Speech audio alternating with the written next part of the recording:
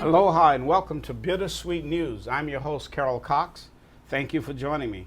We're going to be talking about NOAA, monk seals, and you, and how you can help the monk seal when you're out there on the beaches. And I have a guest today, Miss Zinat Mian. And she is one of those people that really cares about the monk seal and a volunteer. She does not work for any government agency or affiliated with any agency. And I'd like to welcome her now. Thank you for joining me. Hi, hello, Carol. Thank you Yes. for having me too. So first of all, people can get in touch with you through the Facebook. And could you give that number? The Facebook page, it's called, www.facebook.com/hmonkseal.com. And I have information over there about the monk seals and photographs. We put photographs explaining what the seals are doing. It's mainly educational. And again, we're going to be rolling quite a bit of film shot by you and photographs, because you're out there practically, I can safely say, every day. Yes, that's right. You're dealing with monk seals in some kind of way. And yet, you're not doing it under a permit. You're just staying your distance and using a zoom lens and what have you. Is that correct? Yes, I have a big camera and a big zoom lens, and that's what I use, or binoculars too. So you're sharing with us some of the things. This scene right here, this is a guy with a dog, and we don't want that on the beaches. We don't want that around the hill. Can you explain what we have there? Well, that's a 1-year-old little boy, Kea, and he's been harassed by that dog. As you can see, the owner is putting the dog close to the seal to get a reaction from the seal, and he's even enjoying it. That's the same seal. That's Kea, little Kea. And the seal got quite stressed out and and nervous, and eventually he didn't leave, but he could have left. So this person harassing them, using the dog, and dogs bite seals, and some of them get quite injured. Is that right? Yes, yes, they do. There was an incident in Kauai last year where a dog bit a mother and a pup, and the pup eventually died. The mother just had the injuries. And then usually if they get bitten, there's a concern for infections of the adults, even the adult monk seal. Yes, both for the adult, for the seal, and for the dog. So what should a person do when they see someone harassing a monk seal, stopping short of confronting that person? What should they do, or what do you recommend, and how do you avoid being in conflict with people and notifying NOAA, the National Oceanic Atmospheric Administration? I would recommend them to film it if they can on the phone. I understand sometimes that's difficult because people can see you recording, and call DLNR immediately. DLNR are the ones who have the jurisdiction. Or Yes. NOAA. Yeah, NOAA doesn't have the jurisdiction when there is harassment, whereas DLNR does. Yeah, but NOAA is the primary party, agency that is managing and enforcing the laws. They have the absolute, and that authority is invested in the DLNR through a should-be deputization. But again, whatever happens, if you witness this, you should in fact contact an official. Exactly, exactly. Now, what do we have here? That is Benny the seal. I found him together with my friend on the 29th of December with a huge hook he had swallowed and a line, about 30 feet of line. Had a hook and He had line. swollen the hook. Okay. It was in his stomach. And this is the one that they have to bring in and have it x-rayed and then done surgery and what have you. Did it live? Yes, thank God. Benny is okay. Now, what do we have here? This is Kaina. I found him the 27th of March at Kaina Point 2 with a big hook and a leader, steel leader, and line, about 10 feet of line around him. And as you can see, he was very, very distressed. He was in a lot of pain. So what we have is a couple things going on here. They're getting hooked, biting fishing lines and impaling themselves on the hooks. and then having a leader of maybe 30 feet as you described. There's a steel leader as well, and we've talked about this in another show. Yes. But these are some of the hooks are massive, the ulua hook, and it is a shoreline fisherman. for the last 3 years, how many monk seals have you seen with hooks in them? An estimate, I guess. Yeah, I think for the last year, I have witnessed 3 for the last year. And 2 just recently in And the last 2 within last 2 months. Now, there's a topic here, and we're going to be talking about it now and in the next segment. The National Marine Fisheries Service is the enforcement entity under the NOAA, National Oceanic and Atmospheric Administration. What is the relationship there? They have volunteers like yourself. Do you interact with them, or had you interacted with them before, worked with them in the past? And if So I did. When I first got really interested into the Hawaiian Monk Seal, I was asked to join the organization. So I did for about just under a year. I was part of their organization. And then what happened? You no longer work with them in that project? No, I did not. We had a disagreement on how to run things, and in the end I left. But the disagreement is, whatever it was disagreeing with, you were doing it for free.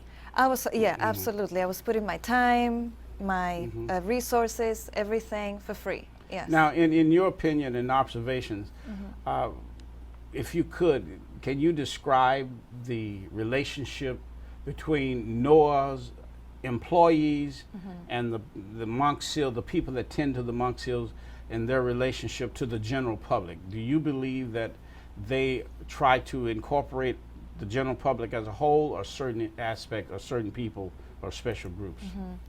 No, I do not believe they're really including the public. I think they target those people who go to the beach and see the seal, then they will approach them and talk to them. But I don't see them actively hosting shows or outreaching, doing events, going to hotels and reaching out to the tourists to, bring all those people closer. Or even when they have seals repeatedly in an area, to involve that community in taking care and looking after the seal.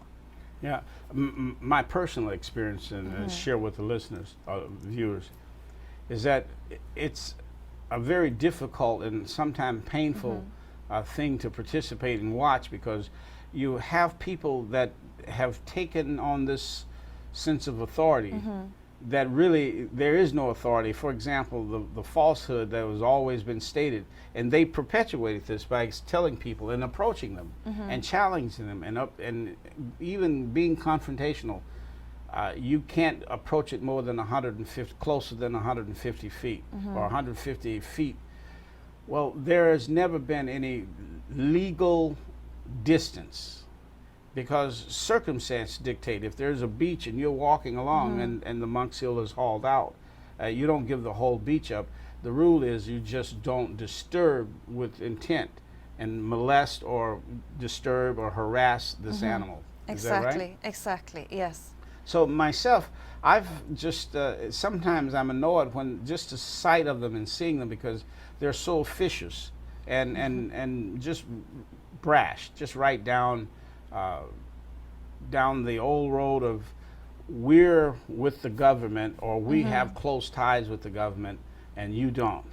Yes. And we are the in crowd and you're not. Exactly. So do you ever see any people out there taking issue with NOAA's volunteers, or people expressing concern that they come on too strong or whatever? Have you had any of the experience? Well, I've had several experiences. I mean, I've had my own, but I've had a person who wanted to be recruited really badly, and he just escaping. He wanted to go. He was just there to view the animal.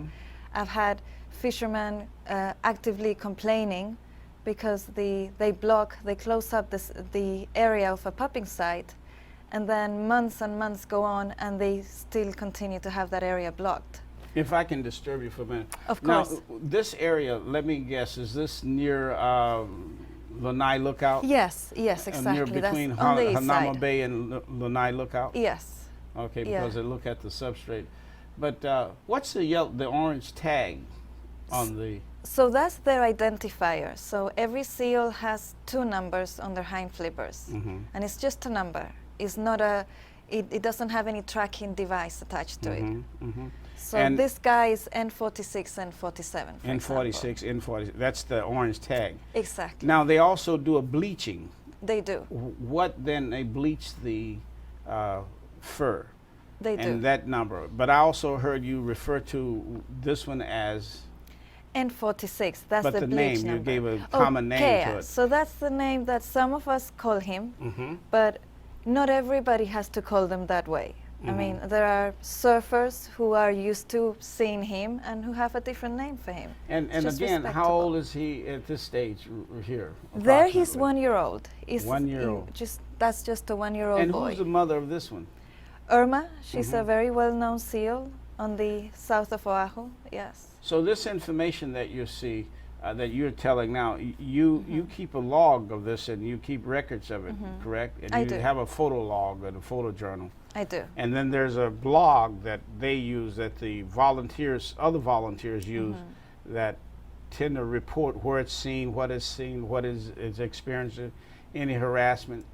But I want to go in much deeper in talking about the relationship between NOAA's volunteers and NOAA's outreach program and its failure to include all of the people, because in my opinion and observation,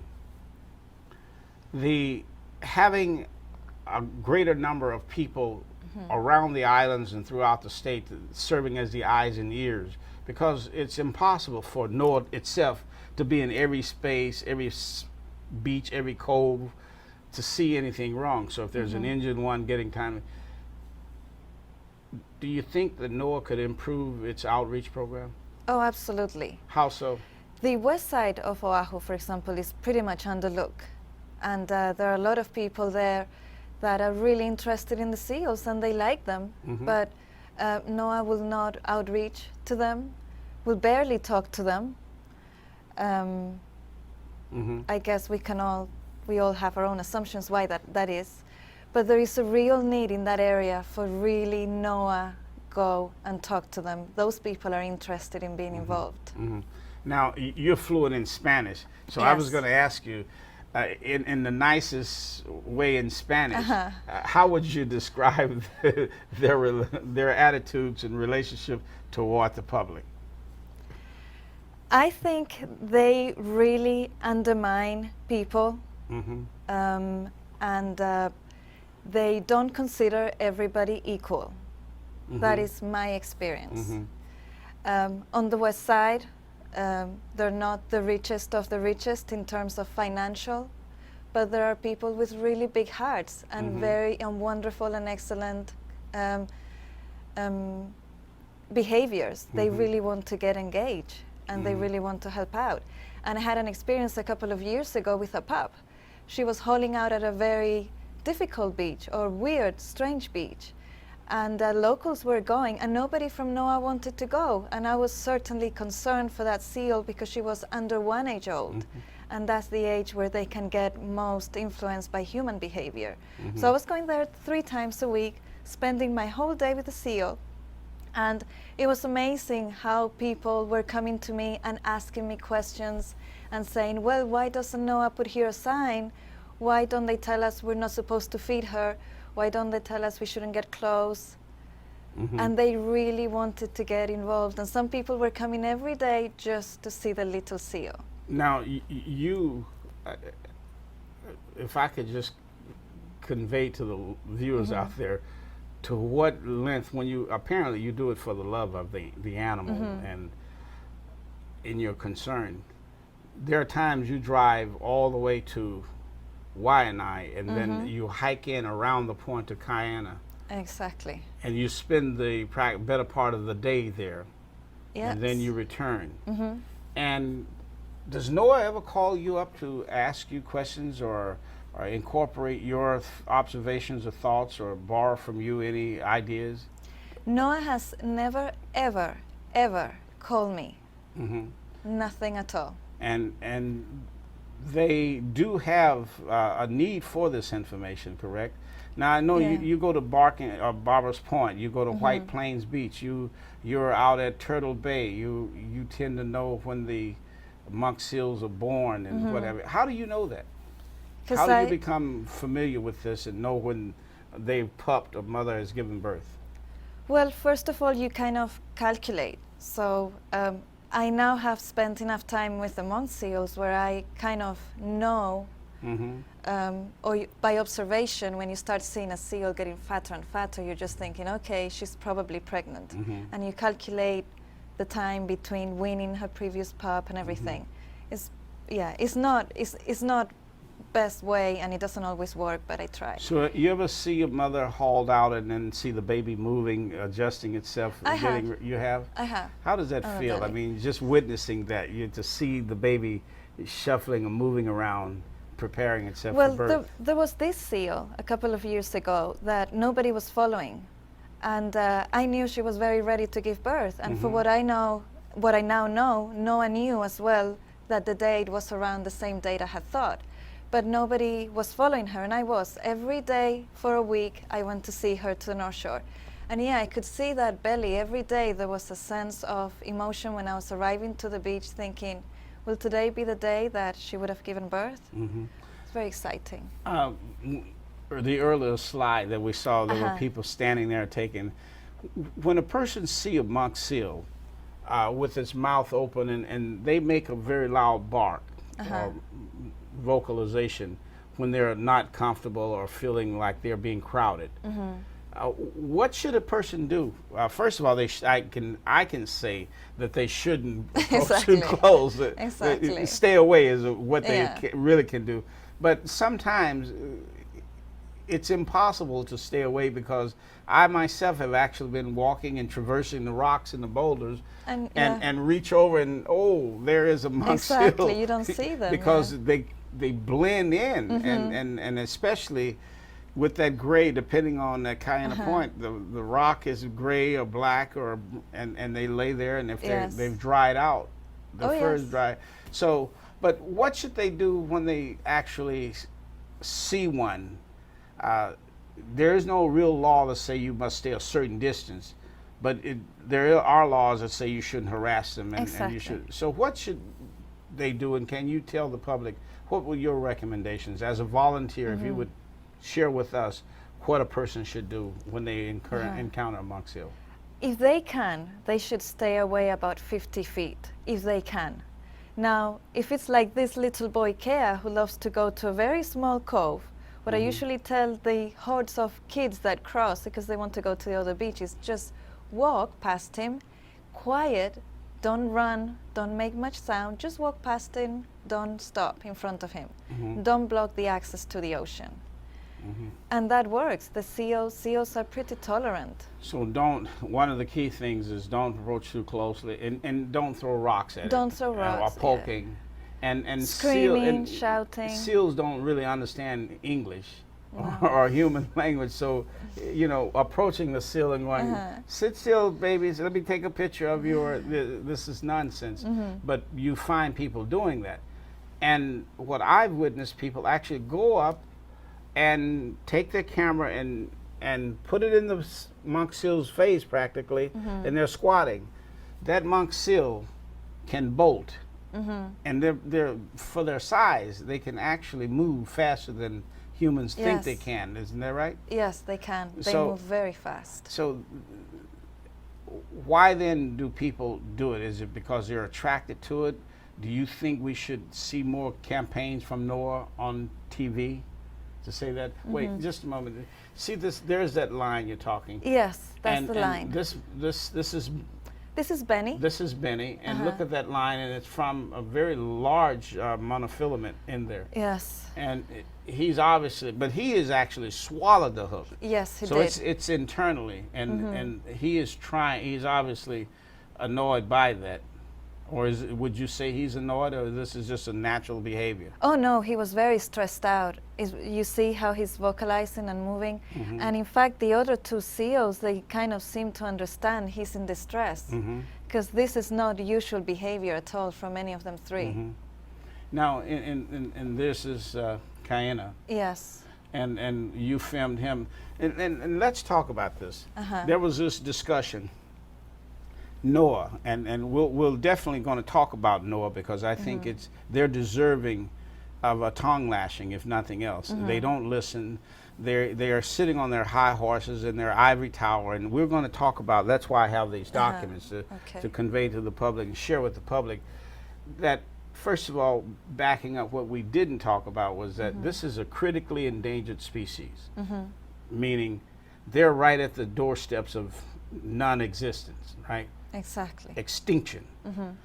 And this agency called NOAA seems to, it's one big party. I mean, we've posted pictures on our websites of them drinking and after drinking and having a party.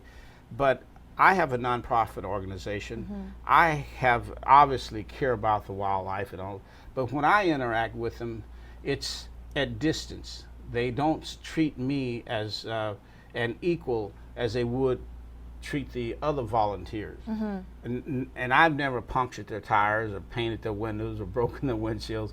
So for you, you saw Kaena, and Yes. the debate with NOAA was, well, you didn't call them, you called the media. And let's just, for the sake of disclosure, you and I discussed this. Yes, we did. When you found her, you called me up and you informed me, and I then said, I'll come out there and photograph him as well. But I also encourage you to call the media. Yes. And as an unfairness to you, oh, well, you were a bad person. But the reality is, this is what NOAA tried to portray you and myself. But the reality is that you had called on the earlier monk seal that had a hook in its mouth, correct? Yes, I did. And what did they tell you on that occasion? This was Kaena. Yes, so I called for Kaena, and they told me they were attending another emergency. And a friend of mine, my partner in crime on the monk seal issue, happened to be there, and there was no emergency. There was no life-threatening emergency. And then after that, they never showed up to Kaena Point. Now, So the seal was left there. Was it also stated that somewhere that they said that because of its location, it was on rocks or something, and they wouldn't come or something? Well, that day when I called the scientist and I informed them of the location of Kaena, Kaena was in a place of broken corals, and I informed them of that. The following day, when they saw me go in the media and being a little bit upset about the lack of response, they came out with the excuse that the seal was actually in a rocky location. Yeah, you told them it was in the coral, the broken coral at the tip, which is pretty safe. Exactly. But then when they felt like the egg on their face, they then come out and tell the media, oh, we don't go out because it's dangerous in the rocky area, but that's not the case. Not on the day that I found him and I reported him. And they had adequate time yes, they did. to respond. Yes. And so why should you call them a second time when Kaena showed up in the same area, basically? That was the female, Melly. Melly came in the second time. And then this is when I suggested, why bother? Exactly. They've already told you they're not coming because it's dangerous to humans. Well, they told the media, they told TV stations, they told the newspaper in a very detailed report how dangerous it was to do anything for a seal and for themselves, so that if the seal was on the rocks, they would not respond. So we chose, you and I decided, call the media, because we already been told that they're not going to come. Exactly. And they did not come on the other. So just I wanted to tell that story so that to convey to what length they will go to lie. They're so much involved in themselves and their personal image. And in my opinion, and in my experience, and it's very little or anything to do with the actual protection of the mammal or the animal itself. These little human frailties that they are exhibiting and behaviors shouldn't ever find its way in the daily activity, the daily business of NOAA, especially with this critically endangered species. Yes. And there are not that many. Exactly. And the other point I would like to make is that I found both seals, the 3 seals with the hooks, because I hike there. I take the effort and the time, and I put out of my pocket the money for petrol and you know, diesel and everything to make it there. And that's why I find the seals with the hook. Whereas they don't. They're not there. They're not at Kaena Point. I can tell you that it must be frustrating, because it's to be shone by someone of great importance. You know, if the Pope, for example, shone you, you might be bothered. But when there's some volunteer that works with NOAA with a program that has very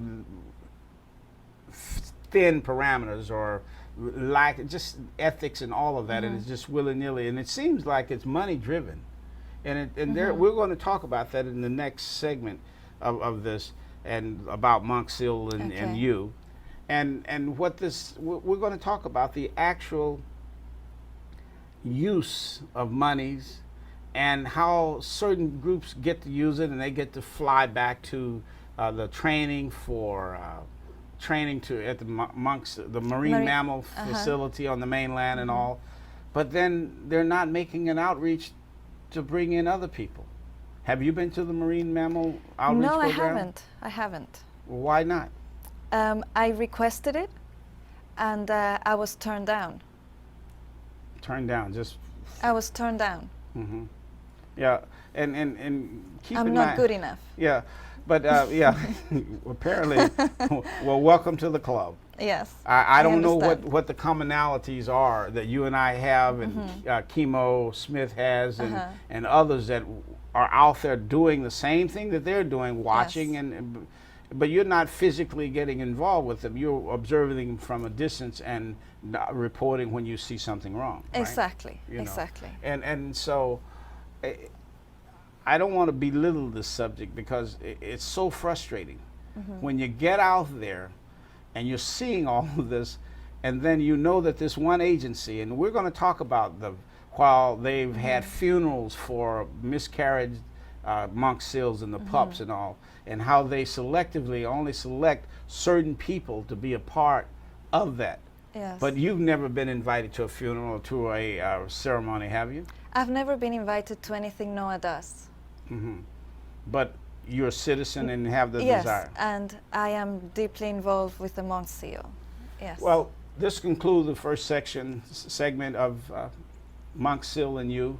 I'm your host, Carol Cox. Thank you for watching Bittersweet News.